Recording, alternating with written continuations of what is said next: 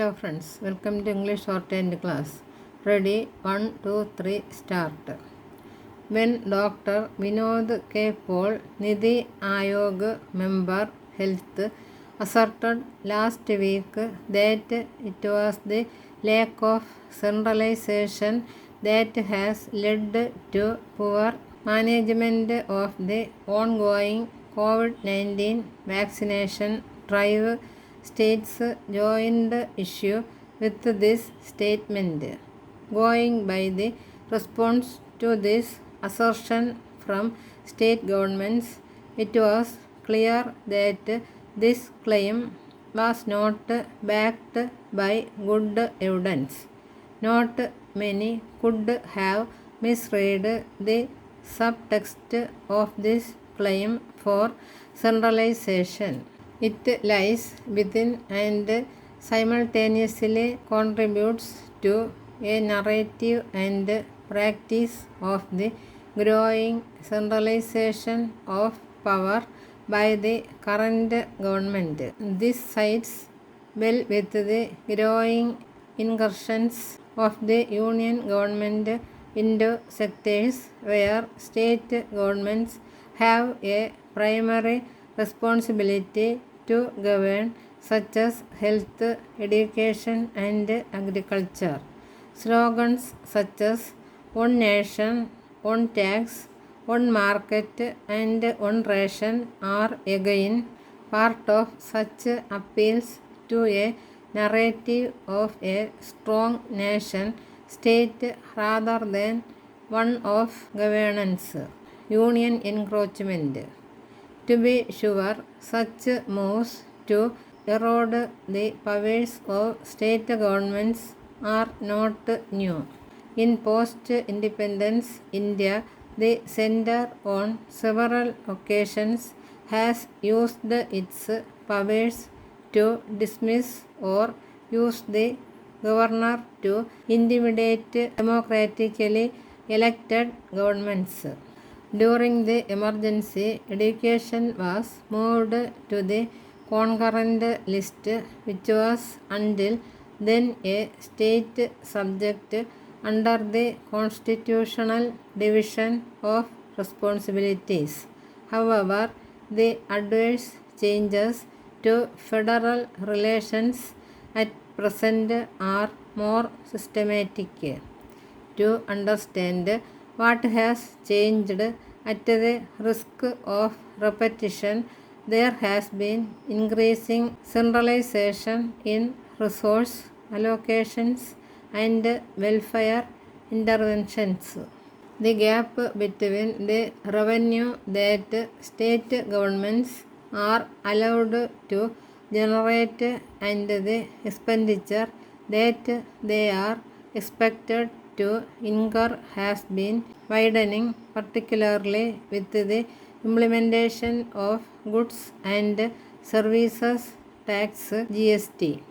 The shortfall of GST this year and the centre's lackadaisical response to demands for compensation by state governments are again known.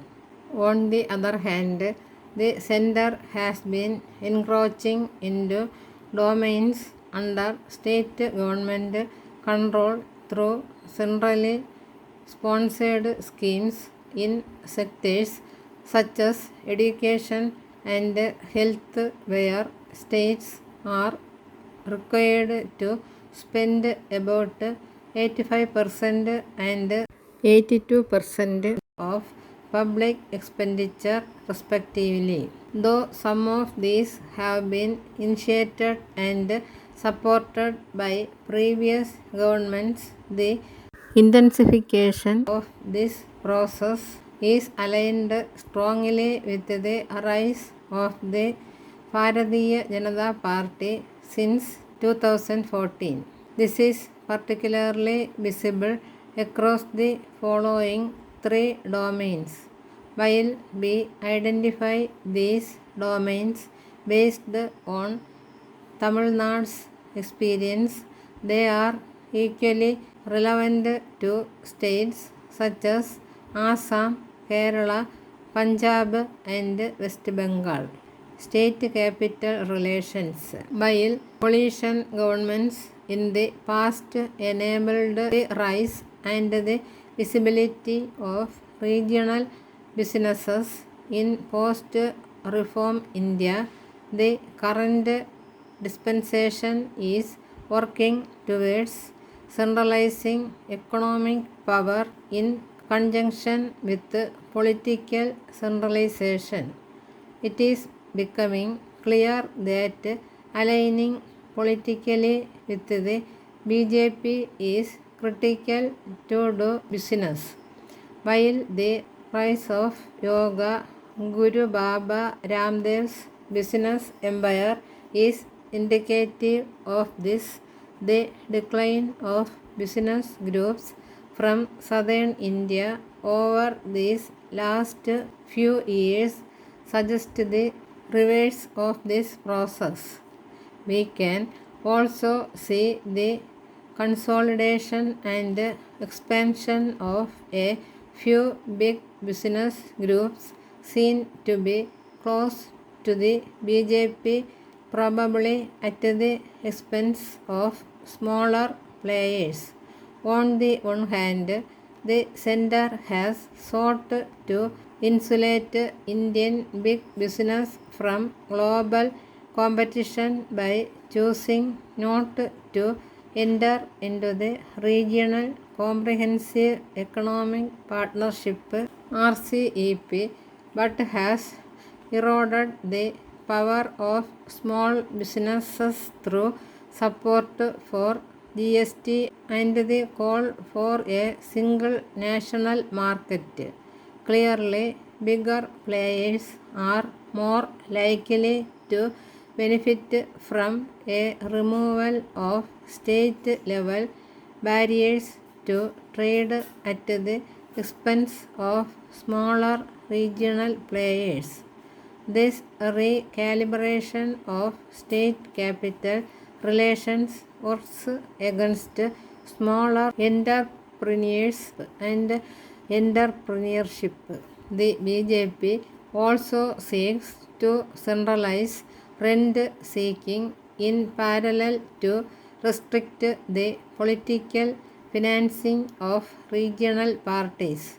Regional parties tend to rely on region-specific rent-thick sectors for political funding, such as mining and real estate.